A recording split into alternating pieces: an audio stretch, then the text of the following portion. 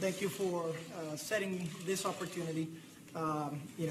It's a catastrophic situation in Puerto Rico, as you know. It is the only time where two Category 4, Category 5 hurricanes have passed back-to-back in a jurisdiction in the United States. But certainly, working in a united front, we are going to beat this. We know we're going to build better than before. And today, it's an example, Mr. President. I don't think in the history of Puerto Rico we've had the opportunity we have today to sit with members of your cabinet, decision makers, and not only talk about what we've done, but also the path forward. To establish a commitment to treat the citizens of Puerto Rico, the U.S. citizens, proud U.S. citizens of Puerto Rico, equally. So while there has been a lot done, and I want to thank you personally, Mr. President. You answered our call for the pre-land emergency declaration. You declared Puerto Rico a disaster area very quickly at a verbal request that we made because we didn't have electricity at that moment. You gave us the waiver for A and B for FEMA, and staunch communication with all of your members. Now, we recognize that a lot has been done, but a lot has to be done. So we're hopeful that with these meetings that we're going to have, we're going to talk about the immediate needs for Puerto Rico, what we need to do to get out of the life-sustaining phase, what we need to do to stabilize Puerto Rico, and of course, what we need to do to build Puerto Rico stronger and better than before. I am confident that with your commitment, with your support, Mr. President, with your team's support, we will be able to come out of this in the long haul, together with Puerto Rico, give the U.S. citizens of Puerto Rico the adequate resources, treat us the same as citizens in Texas, in Florida, and elsewhere. We will come out of this stronger, and we will make it innovating, Mr. President. I know you are a proponent of public-private partnerships, and I think there is an opportunity here to leverage growth in the energy sector and to be innovative. Not only rebuild what we had in the past, but also with the aid of the federal government and with the private sector, rebuild a much modern, much stronger platform. And not only have Puerto Rico have energy, but actually be a model of sustainable energy and growth towards the future. Those are our aspirations. I think we can talk about that in the education sector, in the healthcare sector. And those are all of our aspirations. We are confident that within this group, we will start addressing those poignant short-term needs, but also talking about the long road ahead, working together with your administration. And again, I want to thank you on behalf of the people of Puerto Rico for your leadership, for your team's leadership, and for having a commitment to stay with the people of Puerto Rico, with the U.S. citizens of Puerto Rico, here for the long haul, to not just put things back together again, but to rebuild them as it should be. Well, thank you, Governor. One of the things we have done is delivered to the island massive numbers of generators for electricity, because with the power plants down and in such bad shape, we really had to find some way to get, especially for the hospitals and certain other areas. And we have, I don't know if it's record numbers, but it's got to be pretty close, record numbers of generators, so that we have electric in the most important locations and step by step bringing it back. But you can't really bring electric back until you rebuild a power plant, and that's obviously a different level of subject. With that, I will say that I have given my blessing to Congress, and Congress is working with you and your representatives on coming up with a plan and a payment plan and how it's all going to be funded, because you are talking about some substantial numbers, and I guess you knew that. But I know you were talking about rebuilding your electric plant long before the hurricane. You've been wanting to do that for a long time. So maybe this is a reason that we can do it, and we'll help you, and we'll all do it together. But I will say this, the people of Puerto Rico are amazing, just incredible people. The spirit they have, the strength they have, what they've gone through. Many were isolated in areas where there were no roads, there were no bridges, the bridges were wiped out. It really was incredible to watch the spirit that they have. And they did it with grace. They did it with a smile in many cases. It was really something beautiful to watch. So just please extend all of our warmest regards, and we're with you. Thank you so much. Thank you very much. Mr. President, last week in your tweet, sir, you suggested that there was a limit to the federal emergency involvement in response to the Puerto Rico hurricanes. How long are you willing to commit federal resources to not just the recovery, but the rebuilding of Puerto Rico? And what do you and Governor Rossello know about reports of widespread corruption among local officials in the distribution of emergency supplies that apparently the FBI is doing? Well, I'm working very closely with the government on that because there has been corruption on the island, and we can't have that. You know, we're sending a lot of supplies. We're sending tremendous amounts of food and water and everything, and I know your folks are working on that very hard. But we just can't have it. When it comes to Texas, as an example, in Florida, you know how smooth that's been. It's operating like a well-oiled machine. They are really going well, and the people are working very hard. And in Puerto Rico, they're working hard too. But we have gotten some of those reports from on a local basis. And I think the governor will be able to do something about that. I hope you're going to be able to do something about it. Of course, sir. If you want, I can brief you a little bit on what we're doing. We gotten some reports that food was getting either from FEMA or from private sector or non-for-profits to the different municipalities, and they weren't being distributed appropriately. So we did three things. Number one, we got the National Guard to go over to all of the municipalities and help with the logistics. In case it was just a matter of not knowing how to execute. Number two, we had auditors from our Treasury Department go so that we can have accountability on what food goes in and what food goes out to the people of Puerto Rico. Number three, very importantly, we had our Department of Justice go and is investigating whether there has been mismanagement of foods, because it is unacceptable. And as I stated the first day where I... By the way, not by the federal. This is local we're talking about, just so we all understand. I think Brock is here and Tom is here. I think they've done an incredible job. But we're now talking on a local basis, and I think, John, that was your question also. Yes, and you know, we are following up on that, and as I stated the first day, if there is a public official that is purposely mishandling the food that should go to the people of Puerto Rico, there is going to be some hell to pay. And Mr. President, the length of time you're willing to commit federal resources to the recovery? Well, I can say that for anywhere. I can say that for any place we go. You know, at some point, FEMA has to leave, first responders have to leave, and the people have to take over. Puerto Rico is a more difficult circumstance, as you can understand, John. But at a certain point, we have to leave the various locations that we're in. We were in Louisiana, and they have done a fantastic job. They were sort of grazed. But Lake Charles and the various areas were hit pretty hard, but it was a grazing hit. We worked there, and they've taken over and been fantastic. In Texas and Florida, it's been incredible to watch. It's really been incredible to watch how quickly things are coming together. But at a certain time, FEMA and first responders, and by the way, the military, we have close to 18,000 people in Puerto Rico right now, in Puerto Rico. We moved a hospital ship. I believe it's the largest in the world. It's there now. And, you know, you don't want to use it as much as if you can have the local hospitals. That's better in many ways. But we have tremendous assets in Puerto Rico. You know, at some point, no matter where it is, whether it's Texas or whether it's Florida, you know, it ends. But I can say in the case of Texas, in the case of Florida, in the case of Louisiana, some areas also got grazed. They have been incredible in the response and incredible in how fast it's coming back. And in many cases, areas that were devastated are already back. In this instance, it's a more difficult situation. But I think the governor understands that FEMA, the military, first responders cannot be there forever. And no matter where you go, they cannot be there forever.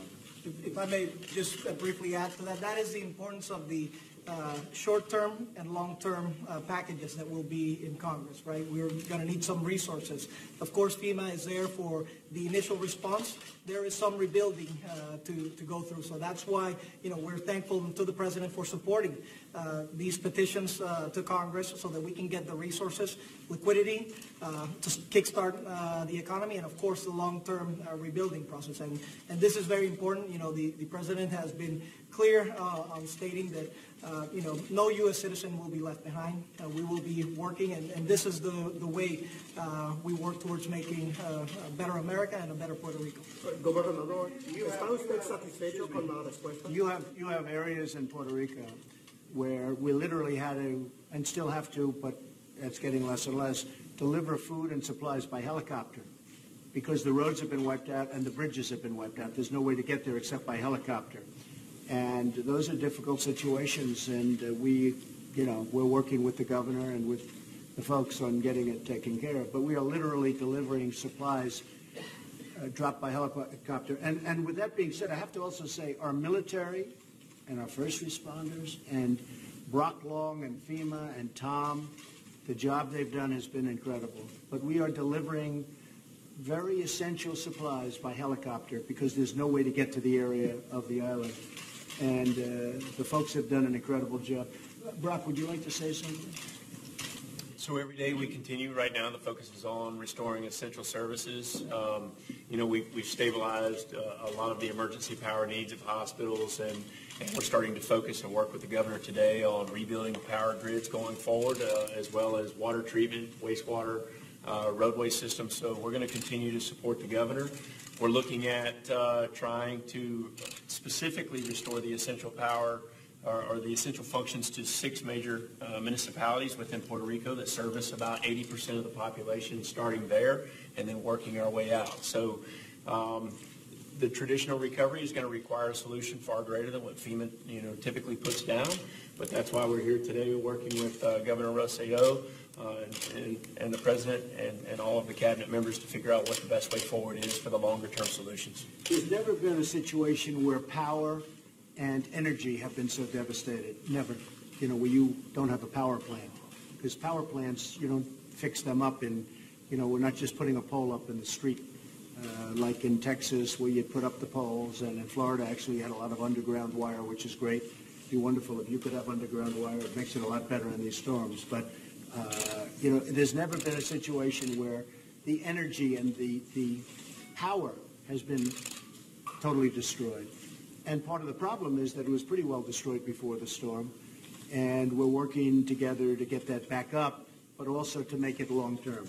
As I think they were working on long-terming it prior to the storm. So now they really are working on it. That's part of the mitigation strategy. I mean, again, I can't stress enough how important it is that we keep this on the long haul, for the long haul, that we work together so that we can make sure that we don't just put things back again as they were, but that we make it better than before. And I think that is the critical. It is better for all the U.S. citizens that this happens. I think in Puerto Rico, again, looking at the long term, recognizing that we're still at the emergency phase, this could allow Puerto Rico to be a showcase in terms of energy production and other by way of mitigating and innovating. Mr. President, between 1 and 10, how would you grade the White House response so far to the hurricane? I'd say it was a 10. I'd say it was probably the most difficult when you talk about relief, when you talk about search, when you talk about all of the different levels, and even when you talk about lives saved. You look at the number. I mean, I think it was worse than Katrina. It was, in many ways, worse than anything people have ever seen. They got hit by a Category 4, grazed about, a big portion of the island, but it was grazed. The rest of it hit Florida, as you know. But that was bad. But then they got hit dead center. If you look at those maps, by a Category 5, nobody's ever heard of a 5 hitting land. Usually by that time it's dissipated. It hit right through and kept to a 5. It hit right through the middle of the island, right through the middle of Puerto Rico. There's never been anything like that. I give ourselves a 10. I think that locally I really think locally they have, in this gentleman, great leadership. I have to tell you, it's a tough job.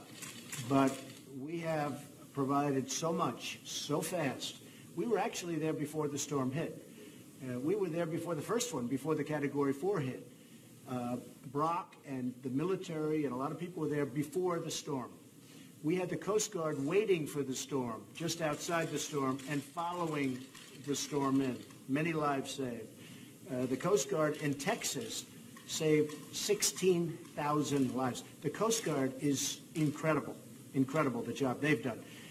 But all of the armed forces, what they've done has been Army, Navy, the Marines, the Air Force, all of the goods dropped in, helicopters that weren't even meant for this purpose. All of a sudden, they're delivering food and services. I would give it 10. I would say locally, and I understand locally, a person loses his or her or their house, and then they can't go to work. If you lose your house, it's hard to go and be a policeman for the day. You're trying to have your family, live, frankly. This is what happened. So many people. You read that they had no truck drivers in Puerto Rico. Well, they have a lot of truck drivers in Puerto Rico, but many of them lost their houses. So they had to be with their families. So we would have the military driving trucks. They're not supposed to be driving trucks. It's not even their aptitude. Some of them didn't really know how to drive trucks, but they learned very quickly. They're smart. But we had the military in many cases driving trucks because it's not the people's fault. They lost their house. They were devastated. And I think we did a fantastic job. And we're being given credit. You know, it was very nice that the gentleman who worked for Bill Clinton when he was president gave us an A+, and that included Puerto Rico. Gave us an A+. And I thought that was really very nice. And I really believe he's correct. We have done a really great job. Texas, again, really very far along. Florida, very far along. And Puerto Rico is a different kind of a situation because it needs so much infrastructure. But over a period of time, that'll happen. Do you think Puerto Rico should become a state? Would that make this easier? Well, we're not talking about that now. Well, you'll get me into trouble with that question, right? We'll hold that one for how about we hold that one, Mike, for a later time, right? ¿Está usted satisfecho con la respuesta por parte de la Casa Blanca hasta ahora? In Spanish or? Sí, para la gente en la ira. Okay. And then you can interpret. That's right. We'll do. Esto todavía no ha terminado. Lo que yo tengo que hacer como gobernador es decir lo que son los datos, número uno, y número dos, lo que son las expectativas de nuestro pueblo. En términos de los datos y la evidencia, todas las peticiones que le hemos hecho al señor presidente las ha cumplido y ha estado trabajando. Lo cierto es que queda mucho por hacer y que tenemos que seguir trabajando juntos para poder lograrlo. Lo cierto es que hoy vamos a tener reuniones para hacer peticiones adicionales sobre lo que tenemos que trabajar para restaurar energía, para atender lo que son 250,000 hogares que están devastados, más de 500 postes de energía eléctrica de transmisión en el piso, 25% de la infraestructura de telecomunicaciones funcionando solamente, evitar una emergencia de salud pública. O sea que lo importante, lo prioritario aquí, el presidente a todos los pedidos que le hemos hecho ha contestado. Ha contestado, pero ahora lo que queremos seguir haciendo es asegurarnos que esto pueda seguir hacia adelante porque no podemos parar ahora. Si se para ahora, podríamos tener problemas grandes de salud pública, de infraestructura, y no queremos que eso ocurra, pero si seguimos en la misma trayectoria, si seguimos trayendo los recursos con el apoyo al Congreso, vamos a lograrlo. So I'll say it brief version in English. I like it better in Spanish. I like it too. So, you know, my job as a governor is to state what the facts are, number one, and to establish robust expectations for the people of Puerto Rico and for the U.S. citizens in Puerto Rico. The facts are that every petition that we've made to the President of the United States till this moment, it has been answered. It has been answered. The reality is that we still need to do a lot more for the people of Puerto Rico, and that's why we're meeting here. This is not over by a long shot. And again, it is the President's commitment to work with the U.S. citizens of Puerto Rico to treat us equally on this event, to make sure that those 250,000 that have lost their homes get equal treatment, that we can start restoring the more than 42 roads that have been destroyed in Puerto Rico, that we can lift up our energy grid. And that is something that needs to start happening now.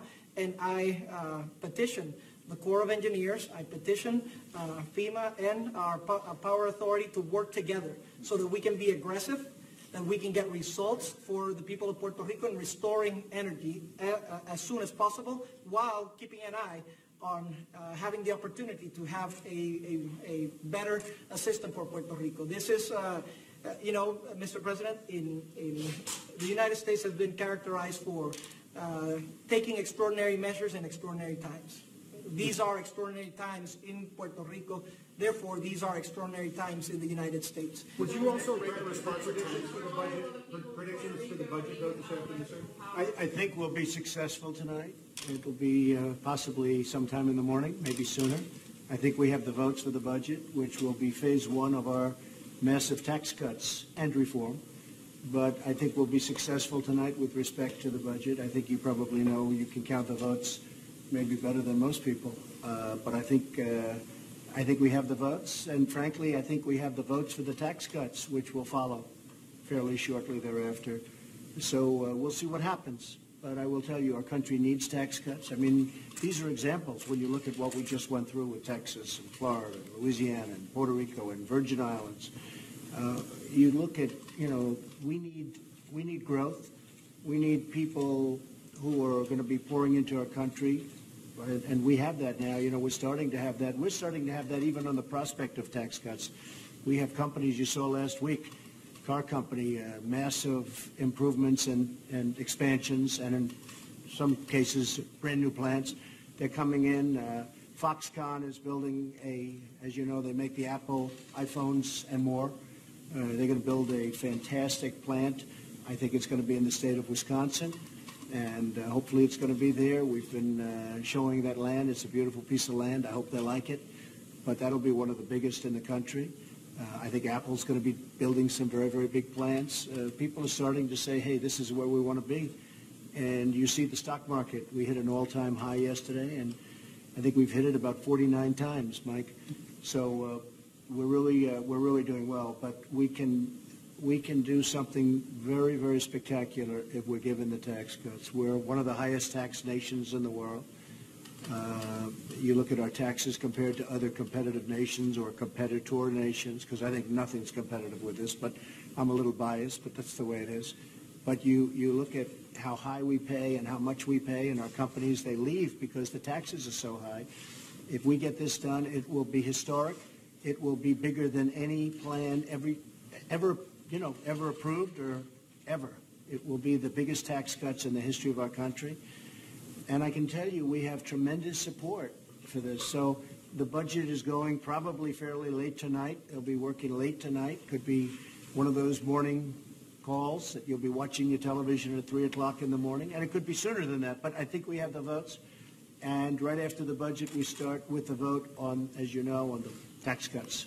And I think we're in very good shape. Mr. President, who's going to pay for the infrastructure recovery in Puerto Rico? In Puerto Rico, we're going to be working systems. We're going to be dealing with Congress. We're going to be coming before, meaning far before, any existing debt that's on the island, because as you know, the island has massive debt. Just there, as we talk about the electrical facilities, I think they have $9 billion in debt.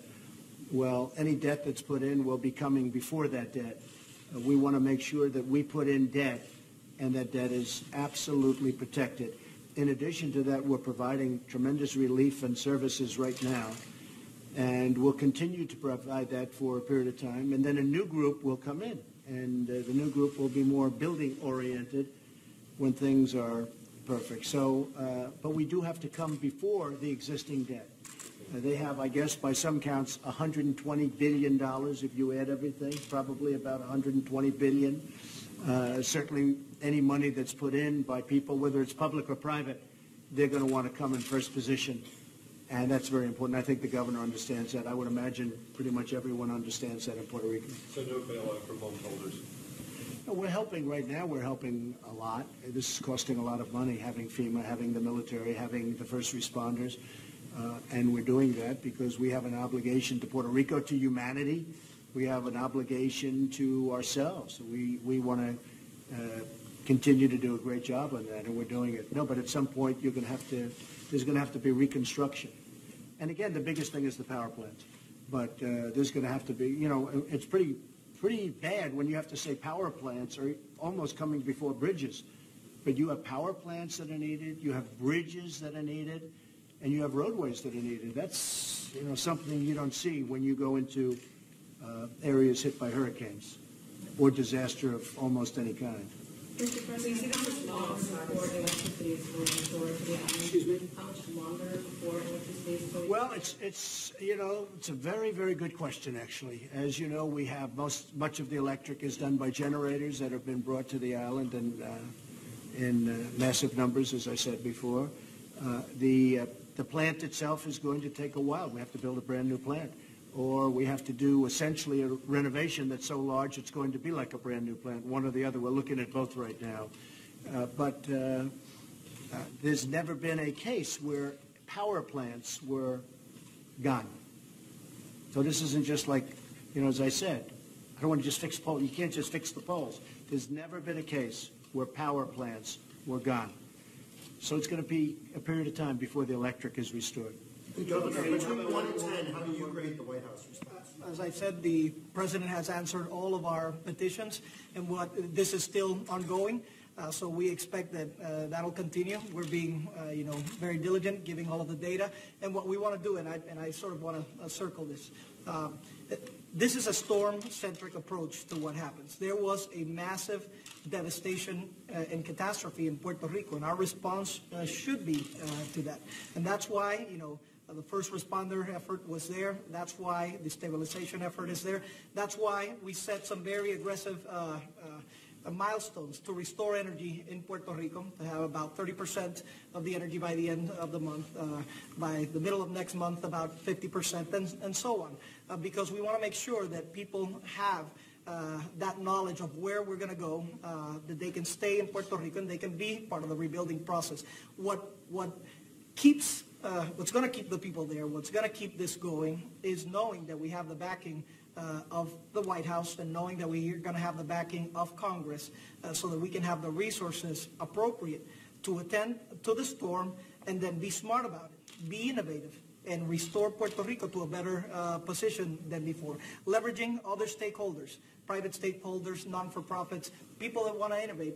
This is our opportunity, again, to showcase that Puerto Rico, you as citizens of Puerto Rico, can come out of this catastrophe stronger than ever before. Governor, I just want to maybe ask you a question, because for the spirit of these people that have worked so hard and so long, like Tom and like Brock and like so many others, did the United States, did our government, when we came in, did we do a great job?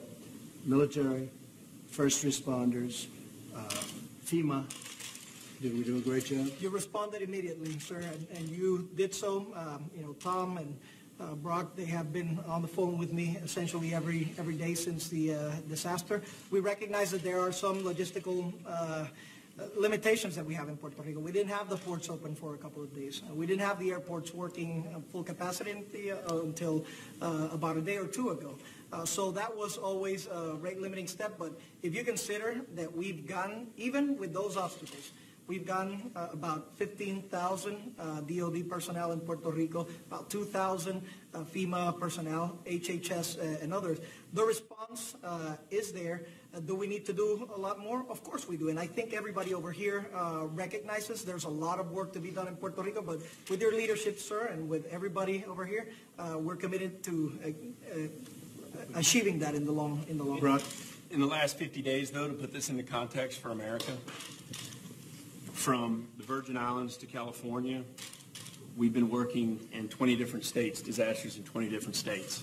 In the last 50 days, under the President's administration, we've registered close to 4 million Americans for individual assistance. That's more than Katrina, Rita, Wilma, and Sandy combined. It's been a tremendous effort. Mr. President, This is actually bigger than anything we've seen. And yet I think our response was better than anyone has ever seen. And again, we were given an A+ by the man who did what you were doing for the Clinton administration. And while I don't know him, I would like to thank him for what he said. Yes? You're talking about government loans to build the power plant, right? Not government grants? We're talking about possibly combinations of both. Congress is working right now with the people and representatives of Puerto Rico, and we're talking about potentially combinations of both. any thoughts on President Bush's speech? Did you see it? I didn't see it. I didn't see it. Now, sir, 2 days ago in the Rose Garden, you talked about the Alexander Murray plan, healthcare plan, as a good short-term solution, and then you seemed to back off in your evening speech to the Heritage Foundation, and your press secretary said yesterday that you opposed it. No, I like people working on plans at all time. I think ultimately block grants is the way to go, where we block out the money to the states. You'll get better health care. You'll get it for less money. It'll be more specific. A state is a smaller government, and it can take better care of its people, especially where you have well-run states, where you have governors that do a great job, and states that do a good job. If you look at Florida, if you look at Maine, Maine really was very much anxious to do that. Various states, Kentucky, Various states really wanted that block grant money, and for the most part, I think we have the vote for that. There'll be a transition period, so anything they're working on will be short-term. It'll be absolutely short-term because ultimately it's going to be repeal and replace. So I have great respect, as you know, for both of the senators that you mentioned, and if they can come up with a short-term solution. What I did say, though, is I don't want the insurance companies making any more money than they have to, because you look at the stock prices of the insurance companies from the time of the creation of Obamacare, with 300 and 400% and even more than that increases in their stock. They made a fortune off Obamacare. The people that need Obamacare are decimated. Premiums are up 40, 50, 60%, in some cases over 100%. In the case of Alaska, premiums are up over 200%. So anything that they're working on is a very short term, meaning 1 year to 2 years max, because I think we have the votes, or we're certainly within one vote, and when you're within one vote, we're able to get a vote. Senator Cochran, as an example, I have such respect for him because he is not feeling great. I can tell you that. And he got on a plane in order to vote for the budget. And I have great respect for that man. I think it's incredible. But votes are very fragile. We've found that out. We've seen that. I've learned that. I thought we had it the last time, and somebody came out of the blue and voted against it. So now we start the process all over again. But the block grant, the concept of blocking it out, block grants to the states, that's what people want. And that's what the states want. And that's especially what the well-run states want, because they will have health care that's so good, far better than anybody's ever even thought. So, again, I respect very much the two senators you're talking about. I love that they're working on it. I want them to be careful with respect to the insurance companies. Insurance companies are extremely good at making money, extremely talented at making money. And I want them to be careful with that. We will probably like a very short-term solution until we hit the block grants, until that all kicks in. In other words, it doesn't just kick in the following day. There's a transition period. And if they can do something like that, I'm open to it. But I don't want it to be at the expense of the people. I want to take care of our people. I don't want to take care of our insurance companies. They've been very well taken care of over the last number of years, believe me. The uranium scandal, and that Russia has 20% of our uranium for whatever reason, and a lot of people understand what those reasons may be. I think that's your Russia story. That's your real Russia story, not a story where they talk about collusion and there was none. It was a hoax. Your real Russia story is uranium and how they got all of that uranium, a vast percentage of what we have. That is, to me, one of the big stories of the decade, not just now, of the decade. The problem is that the mainstream media does not want to cover that story because that affects people that they protect. So they don't like covering that story. But the big story is uranium and how Russia got 20% of our uranium. And frankly, it's a disgrace. It's a disgrace. And it's a disgrace that the fake news won't cover it. It's so sad. Thank you very much.